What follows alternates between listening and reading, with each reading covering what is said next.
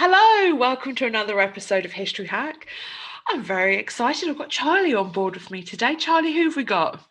Oh, we've got a good one today. We've got Kat Hill. She's a senior lecturer at Birkbeck College in early modern history. And she's just as likely to be found walking in nature, taking stunning photos, which you can see on her Twitter feed, as she is to be buried in books, researching the rich history of the Mennonites. She's very kindly agreed to come and talk to us about these fascinating people today. So, hello, Kat. How are you doing today? I'm good, thanks. Hi, and thanks for having me on and giving me a chance to talk about, the interesting Mennonites. As you've all heard, Kat teaches at Birkbeck. I have not. I promise I've not been raiding the Birkbeck staff department again. She's got a hit list. She's coming for you all. So we've got Kat on, now we're going to have Brodie on. So Brodie, if you are listening, you are next on my list. But this is really exciting. The reason is that when I got in contact with you, I was like, Mennonites, I contacted Alex. I said, Alex, what are Mennonites? We had to Google this because we had no idea where we were going with this. It's historical, it's early modern. I'm like, what is this? So we're actually going to learn something, and I'm really excited to learn something. And it's not because we're going to be talking about a very interesting country that I have an association with. Can't think what that would be. Exactly. So let's start with this. First of all, can you tell us what Mennonites are for those of us who are completely clueless, and where did they come from? Sure. It's not an unnatural reaction, I have to say, for people to say, what are Mennonites? What are you working on? So when I tell people what I'm working on, I normally say, well, the Amish in America, they're a bit like them. And there are connections between the two groups, because Mennonites come from the early days of the European Reformation. So they spring out of radical movements that come out of the Protestant Reformation, a group known as the Anabaptists, who, as the name suggests, have very distinct ideas about baptism. They believe in adult baptism, not infant baptism. And Mennonites are one branch of this movement, and they're named after a guy called Menno Simons, who's the leader in the Netherlands. And they kind of spread from there and develop into a coherent movement, which has lasted right up to the present day, and kind of continuing those beliefs about elective membership of the church, being baptized as an adult, kind of quite strict ideas about discipline and morality. But they go right back to the 1520s, so a very long history. Gosh. So we were going to talk specifically about the Mennonites and how they came to settle in Poland and Prussia. Were they able to have any kind of life there? Was it harder for them to be in the Netherlands and that region of the world? Was it easier for them in Poland and Prussia? It's an interesting way to think about whether it's kind of easier or harder. I mean, I think one of the distinctive features of like Mennonite life is because they do have very distinctive ideas about morality and religion. They want to try and live separately and kind of set up their own communities, and that's not always possible. That's one of the reasons they go to Poland, what is modern day Poland, what was then kind of West Prussia, and they're in the Netherlands. They're sometimes tolerated, sometimes they're not. In the 16th century, lots of Anabaptists, the kind of origin group of the Mennonites, are persecuted. But in Poland, they are able to kind of negotiate agreements where they're able to live out their lives the way that they want. So because it's kind of a patchwork of territories, you've got lots of different lords. The city of what's then Danzig now, is quite independent. And so the Mennonites are allowed to kind of set up their communities around there. And they also bring the added advantage they're pretty good farmers, and they're very good at draining the land and making it arable land. So they have a use as well. So they are able to set up these kind of separate congregations there in a way that they haven't always been able to in other bits of Europe. I've got a question just to throw in here. Were they actually allowed to buy property at the time? No, they're not allowed to buy property not within the city walls of Danzig, which is kind of this strange position of where they're allowed to settle on the outskirts, but they're not allowed to buy property within the walls, and they're not allowed to be citizens of the city. So there's this kind of like halfway house of tolerating, and this kind of recognition that they're different. But that they're allowed to settle and farm the land. So that tends to be quite common in their history. And it's not until kind of into the 19th century that they're actually allowed to become like full citizens of the city. I love that you say that they were also draining the land. Yeah. Being on the fens myself. Oh, really? It's very useful technology that we we nicked. Now there were two factions of Mennonites, right? Are there still two factions to this day? The Flemish and the Frisian? So yeah, in the 17th, 18th century, they split into there are two groups in Prussia, Flemish and Frisian, and they disagree not really over kind of religious matters, but about how to live their lives. So kind of questions of discipline, how strict the codes of morality should be, whether you ban people for certain things from the community, dress, that type of thing. And the names come from places within the Netherlands.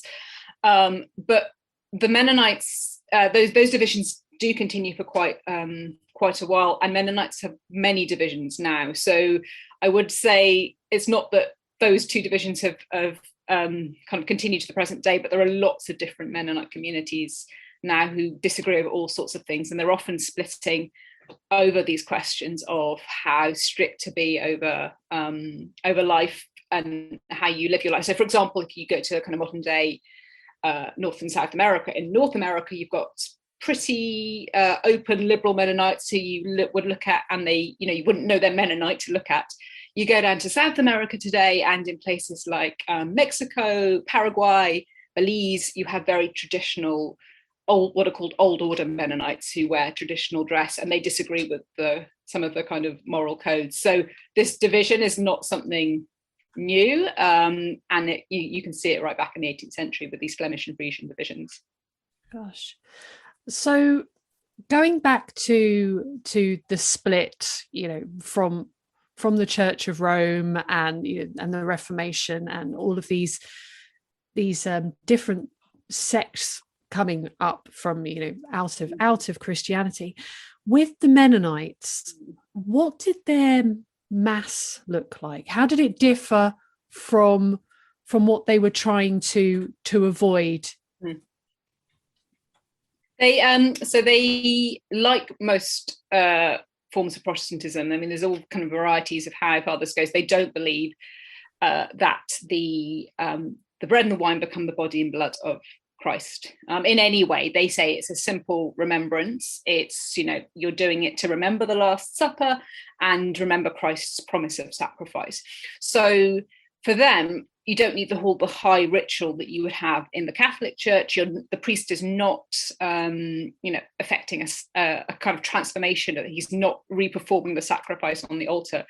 And partly because of their belief in that, and partly through necessity, because especially in early days, Mennonites are kind of doing things, secretively or simply because they're having to live their lives in particular ways. The ceremony tends to be very simple and kind of imitates the Last Supper, so that you have simple bread, simple wine, though there are some communities that use milk as well rather than wine.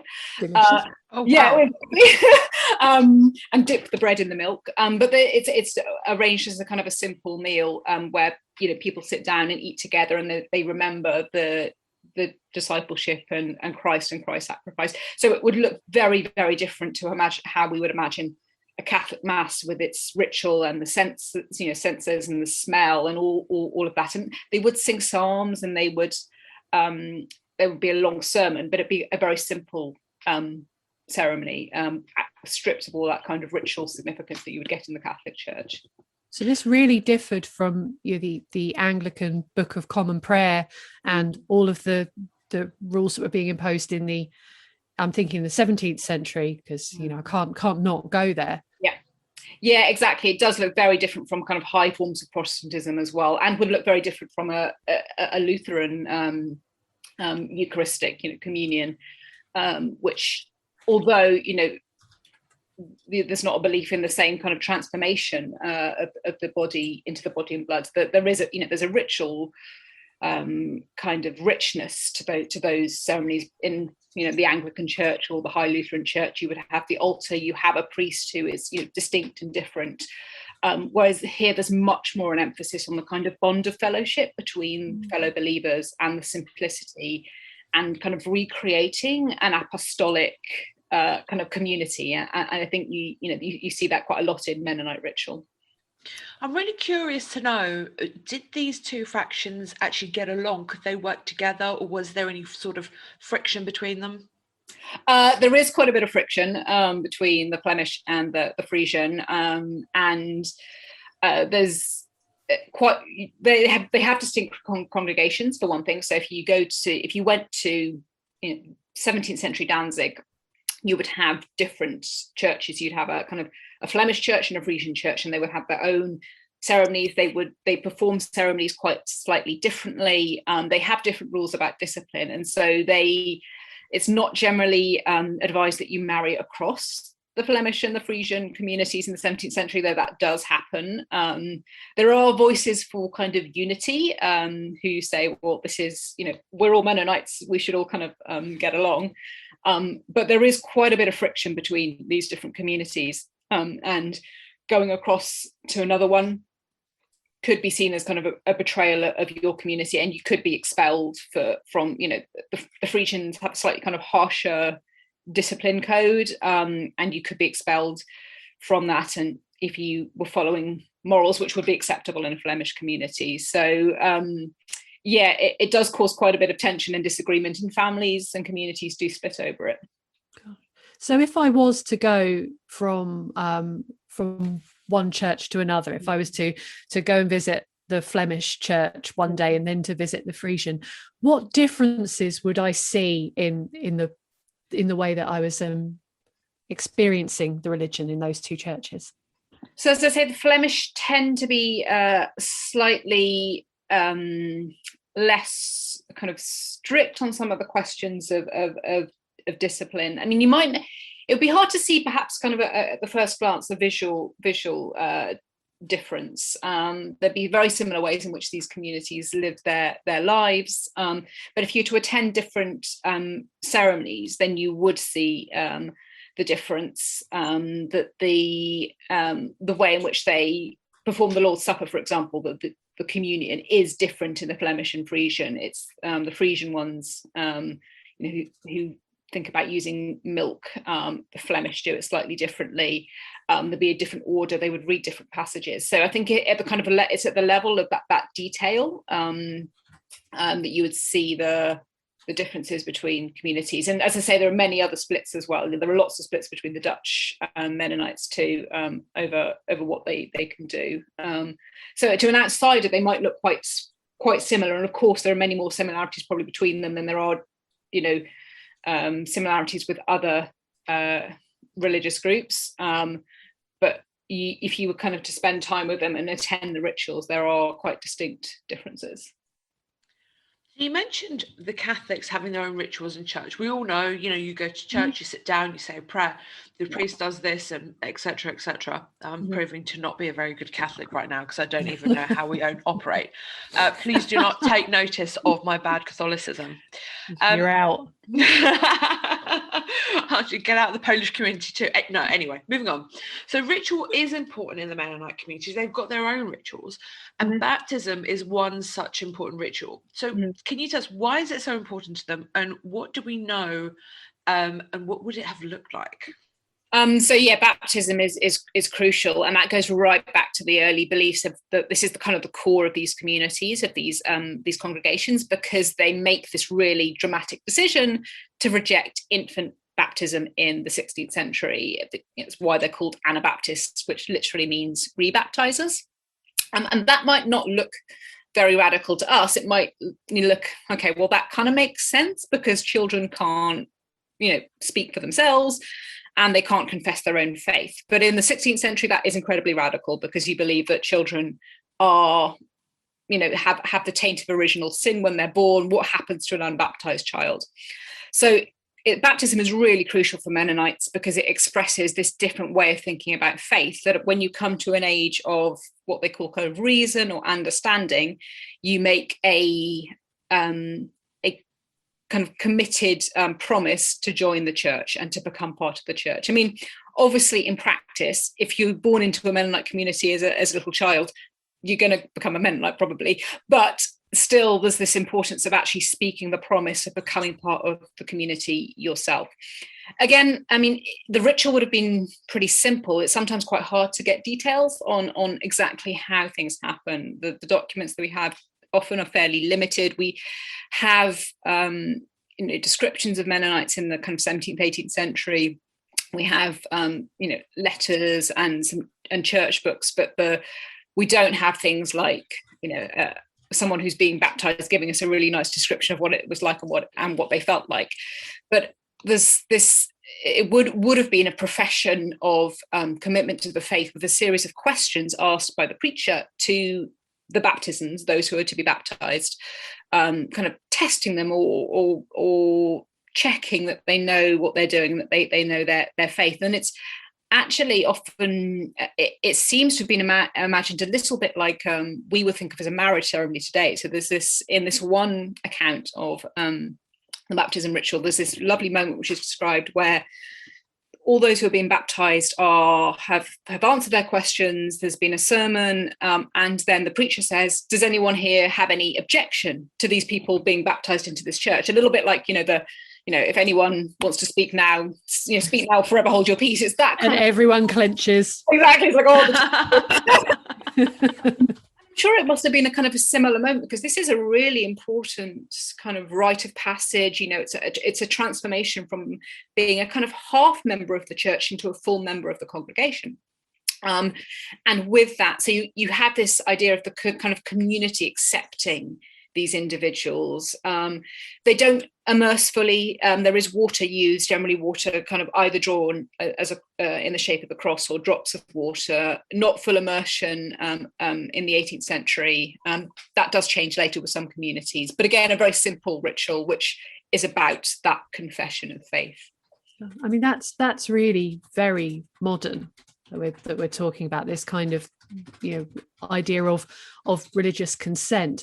But I just want to be dark for a minute because we are talking about the 16th and 17th century, even into the 18th, where child mortality is much higher than it is now. What was the logic or the provision for that? Because you say you're born with original sin. Is it just bad luck?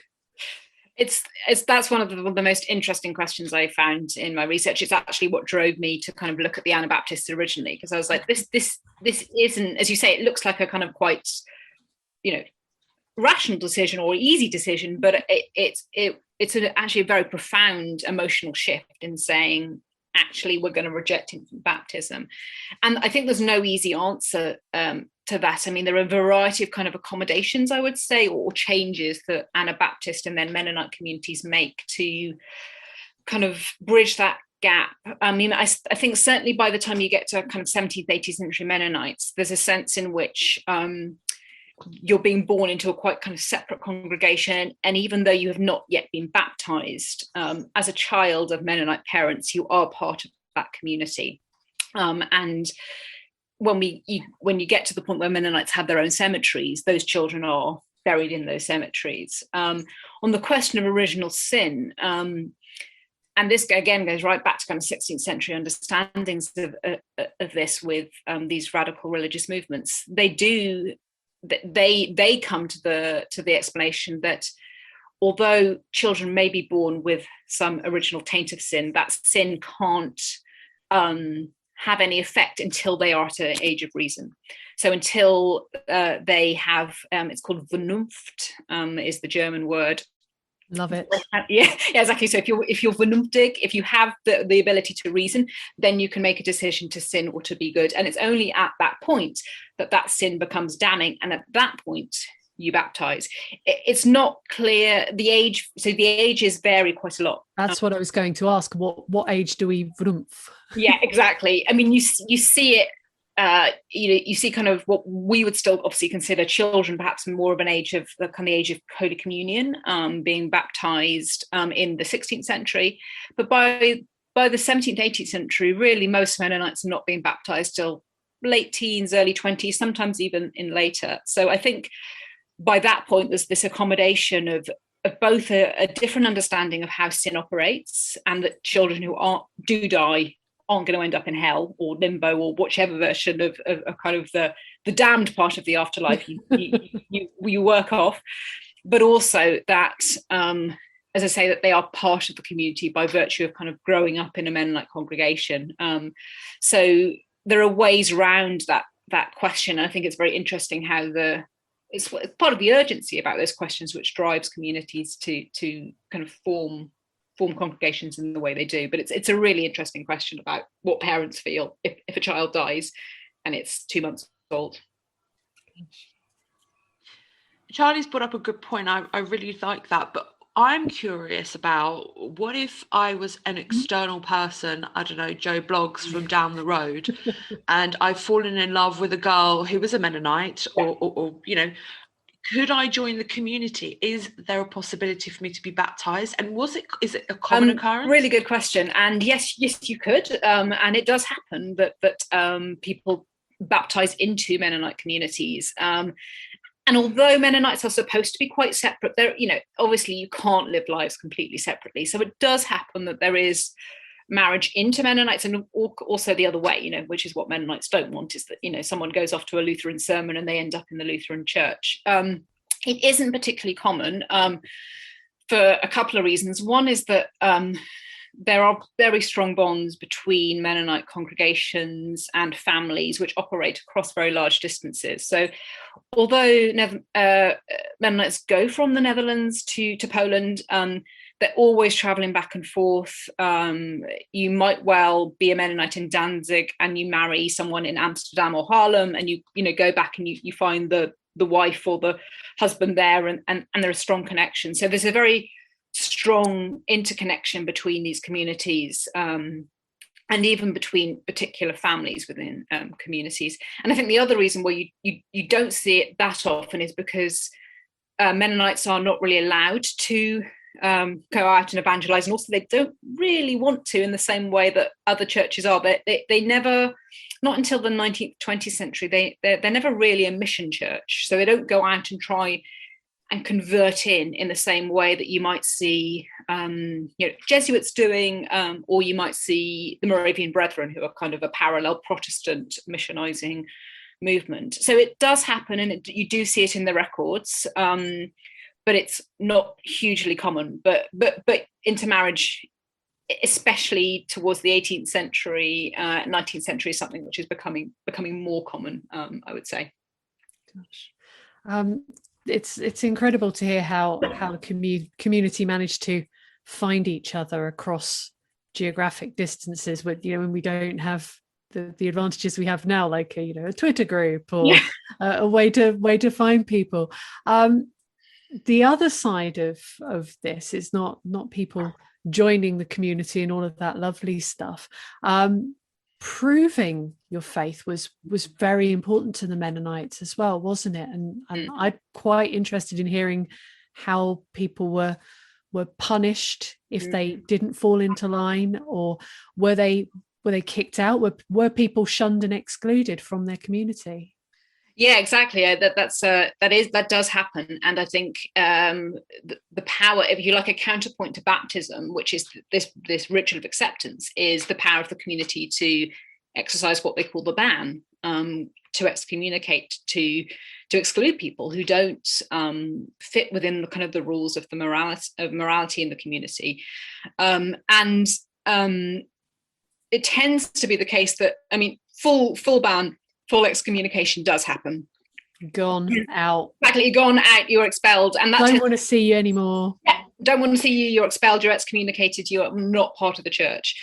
What tends to happen more often is a realization that is a little extreme, and also, you know, the reality of day-to-day life, people do commit misdemeanors, you know, or they don't fit within the perfect model of what your moral codes demand. So that can be from, you know, maybe drinking to wearing the wrong type of clothes to sexual misdemeanors. So what more often happens as a kind of, you know, daily practice or normal practice is to exercise what they would call the little ban.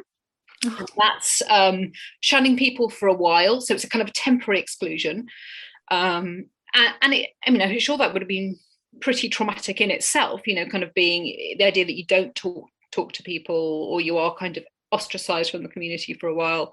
You know, you couldn't receive communion or take part of rituals until the point at which you make a kind of an apology, an expression of guilt and regret in front of the elders in the community. And so that's a process where you exercise discipline, and you also don't expel people all the time. But full expulsions do happen, and it is part of kind of the way in which it's a really important part of the way in which communities try and kind of keep this sense of otherness, this sense of difference, this sense of separation. There are lots of disagreements. Again, that's how harshly you apply the ban is one of the things which all these different branches disagree about.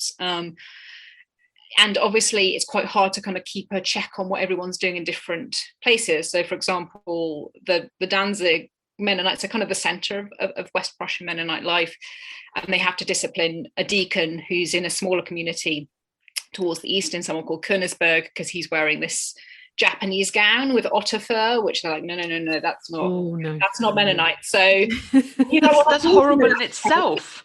I mean, who would want to wear that anyway? Yeah, well, I kind of want to see this gown. I want to see what it looks like.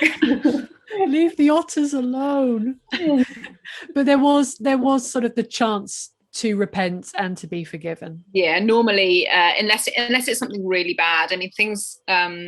Some particular crimes, you see it for things like rape, or, you know, I mean, it's not, we read it is rape. It's not described necessarily as that in the records exactly, or violent crimes. You could be excommunicated fully, and it does happen, but it's much rarer than using the little ban. Sticking with these forms of rituals, because you know how Catholics like a ritual. And I'm not a very good one. So anyway, death and grief. I mean, I'm gonna throw in a personal experience here. Actually, I recently went to a funeral in Poland, and most of my funerals have been in England, and they're both Catholic, completely both Catholic, but they had totally different rituals. I mean, so you even find it within Catholicism. But how would Mennonites deal with death, and what were their funeral rituals that followed a death within the community?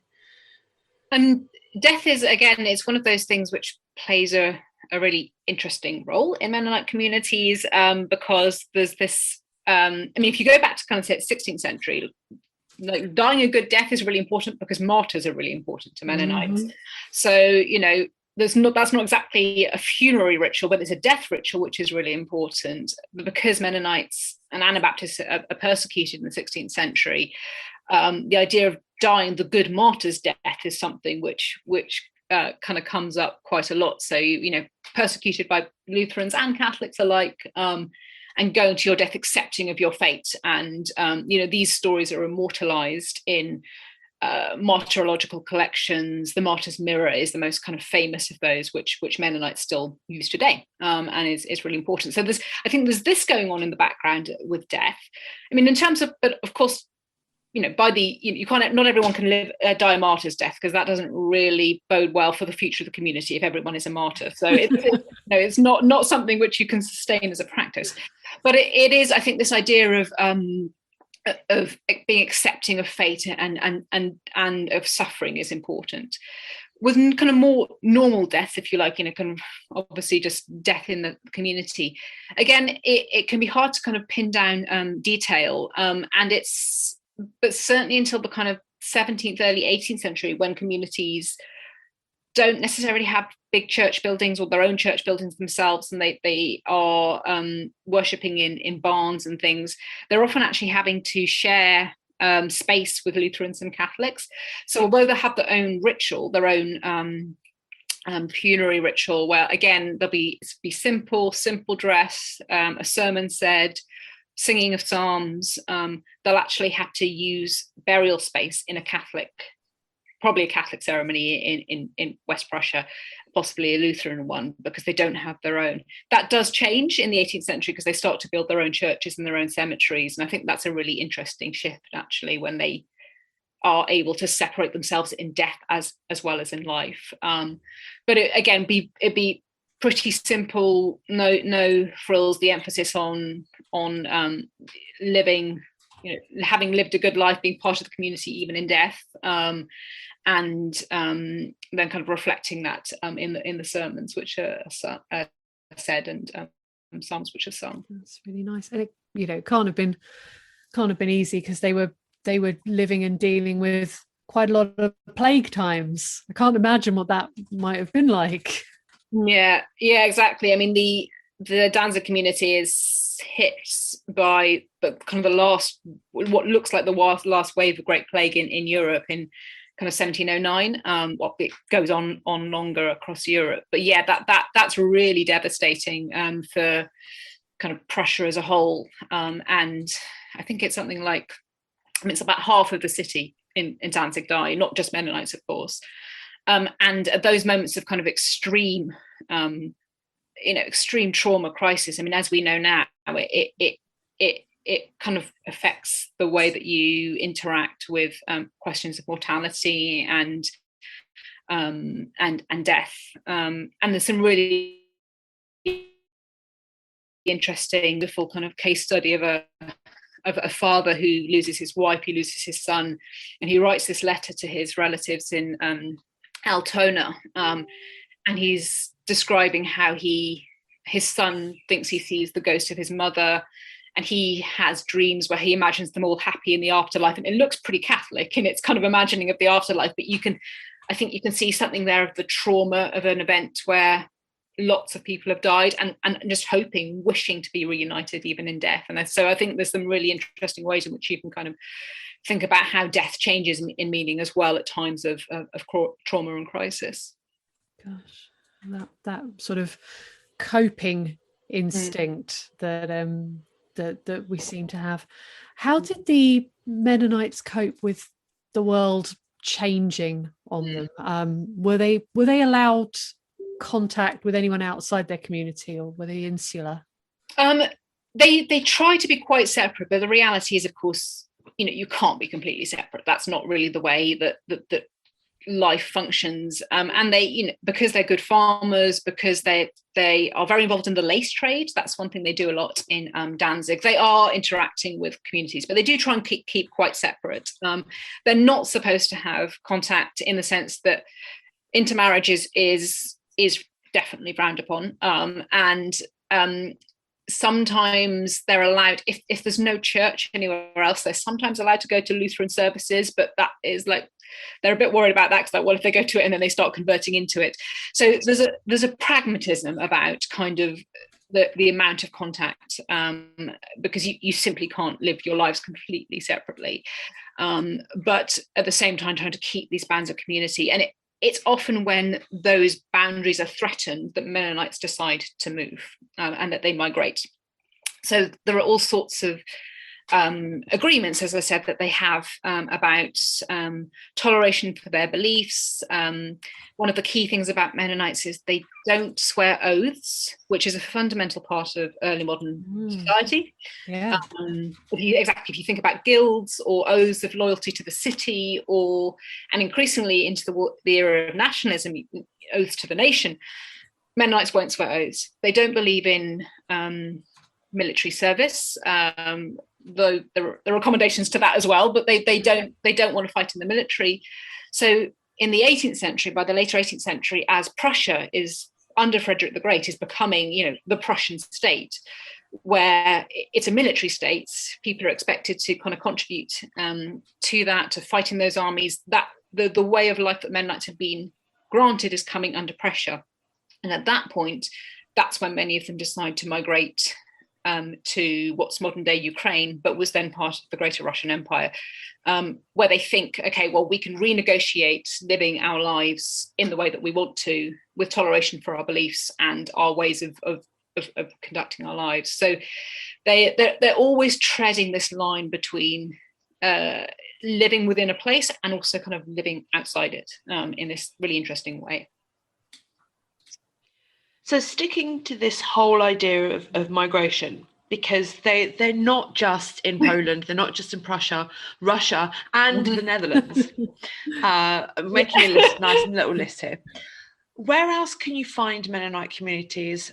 Do any of them still exist in these places now? And can we find any traces of them, or any buildings, or anything that stands in these areas? Yeah, Mennonites migrate a lot, so Mennonites are pretty much everywhere in the current day. I mean, that's a bit of an over-exaggeration, but they are a truly kind of global church now, and so the general pattern of migration is, as I said, Netherlands to Poland to Ukraine, Russia.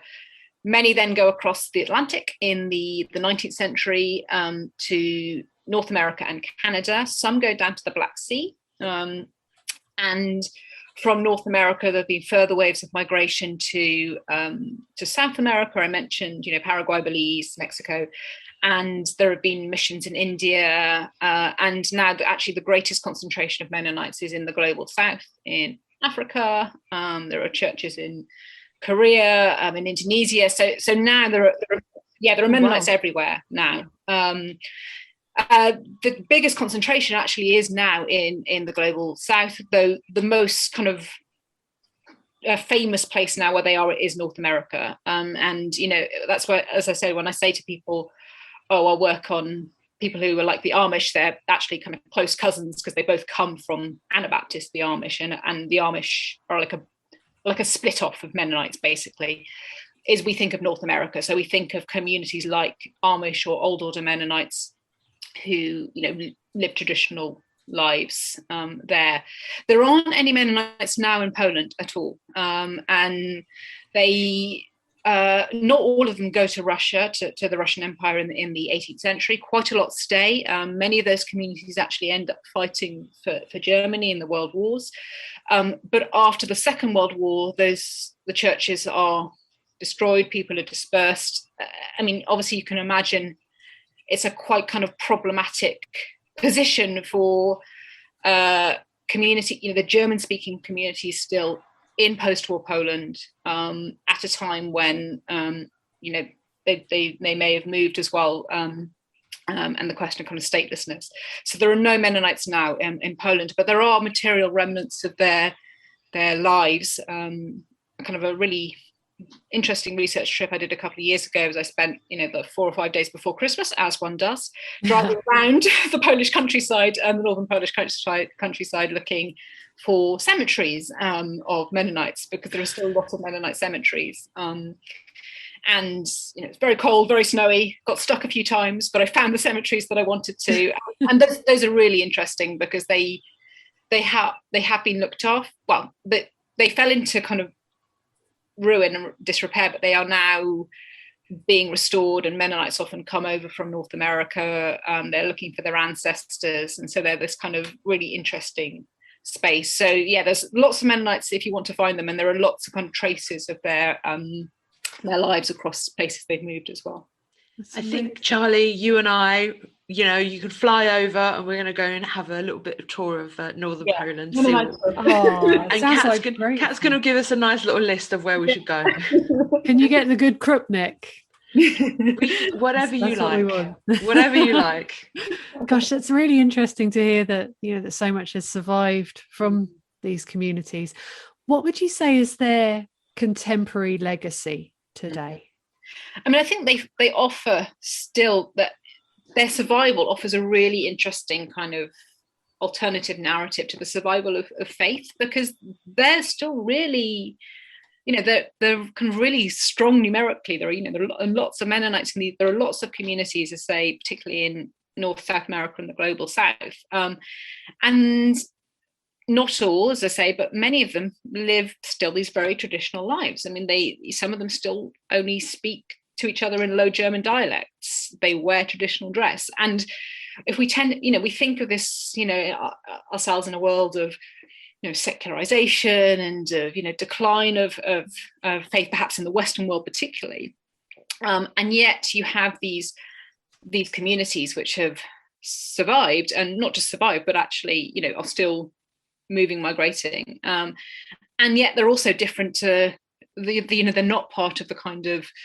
the mainstream evangelical faith of the US either. They are their own distinct thing. So I think they're a really interesting legacy of the power of a kind of confessional diaspora, one which is still very powerfully connected between communities. They have their own very strong sense of their genealogy and of their history. That can be deeply problematic as well. This kind of looking back to a European, often white past, and that problem is which many Mennonites themselves are aware of. So it raises for me all sorts of really interesting questions about belonging and faith, and the nature of community in the modern world. You've got a really interesting project coming up, haven't you? Tell us about it. Tell us. What are you doing? So this is a 5-year project funded by the Leverhulme, and the idea is to go well beyond my early modern origins, and this project is kind of called Global Faiths, and it's looking at these long-term questions of the survival, the development, the migration of not just Mennonite, but also their cousins, the Amish and the Hutterites, who as I say, all go back to Anabaptism in the 16th century. Their migrations, their dispersion, their survival, the development of their faith. So I will be hiring 3 postdocs and 2 PhDs onto that project next year. The big question for us is to think about exactly this question of how a dispersed community, one that often has moved, migrated, has not been tolerated, has grown into a very distinct kind of element of a global faith, how it's spread into the global South, what its material legacy is, what the archives look like for studying something like that, and how that really helps us think about big questions of diaspora, what migration means, what does secularization mean when you've got a church like this, and how do I think the biggest question for me that I'm really interested in is how we can think about kind of experience at the local community congregation level in big global landscapes and timeframes, because it always comes back to me for those kind of questions of individual experience and community experience. So yeah, it should be quite exciting, I hope. That sounds so exciting. So for anyone who wants to follow your progress on this, where can we follow you on social media and keep an eye on what you're up to? So you can follow me on Twitter. I'm at CatricianH is my Twitter handle. On my website, cathill.co.uk, and as you say, so if I'm not posting nature photos, then you're worth following, even just for the nature photos. Do you promise you'll come back and talk to us again once you're properly into all this research? I definitely will, of course. Yeah, it's been really fun to talk about it. So it'd be really exciting to kind of update you when I've done a bit more traveling and a bit more research. we cannot wait to hear back from you. Thank you so much for joining us today, Cat Hill. Yeah, thanks so much for a really, really interesting conversation. You can help us at History Hack by joining us via Patreon. It takes quite a lot of effort and a lot of work of quite a big team now to keep us going. And so if you could donate as little as £3 a month, it would be massively appreciated by all of us. There's different levels because Princess Marcus has set it all up with varying rewards and things. So do have a look, do join us. There's an exclusive Facebook group as well, and you can be part of all of it. When our guests join us to talk about their work and their new book, the 45 minutes or so they spend with us is just a taster of all their efforts.